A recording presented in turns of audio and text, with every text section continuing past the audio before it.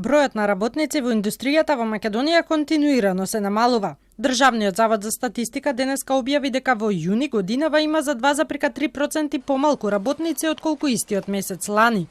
Но негативниот тренд трае веќе 2 години, бидејќи последен пат бројот на работници во индустријата се зголемил во јули 2024 година.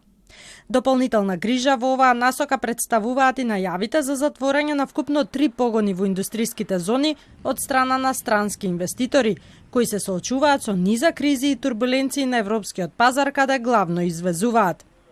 Од друга страна пак се зголемува индустриското производство, кое во јуни забележа раст за 6,5% во однос на истиот месец лани. Но Евростат минатата недела објави дека Македонија е меѓу земјите со најниско ниво на бруто домашен производ по жител, односно полошо ниво од нас има единствено во Босна и Херцеговина. Што се однесува до минималната плата, Евростат објави дека иако Македонија е меѓу државите со најниска минимална плата, сепак земјава стои подобро според куповната моќ, дури и од вкупно 7 членки на Европската Унија. Според најновите податоци од Евростат, мерено според куповната моќ, вредноста на бруто минималната плата во Македонија во јули 2026 година е повисока во споредба со 7 земји членки на Европската Унија.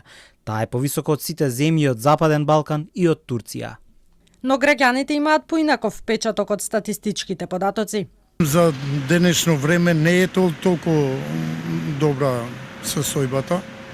Тоа треба да се покачи за да живеат луѓето, не само да сиромашни да бидат. Треба да бидеме малку и скромни, меѓутоа испод 500-600 евра може некако да се помине, меѓутоа тешко е.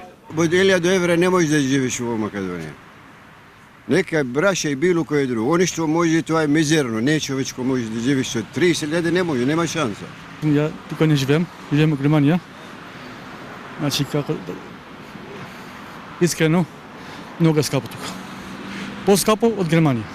Нето минималната плата во Македонија изнесува 26.046 денари, а пресметките на Сојузот на синдикати на Македонија покажуваат дека месечната минимална синдикална кошница за 4-члено семејство достигна 68.500 денари, што е повеќе од 2,5 минимални плати.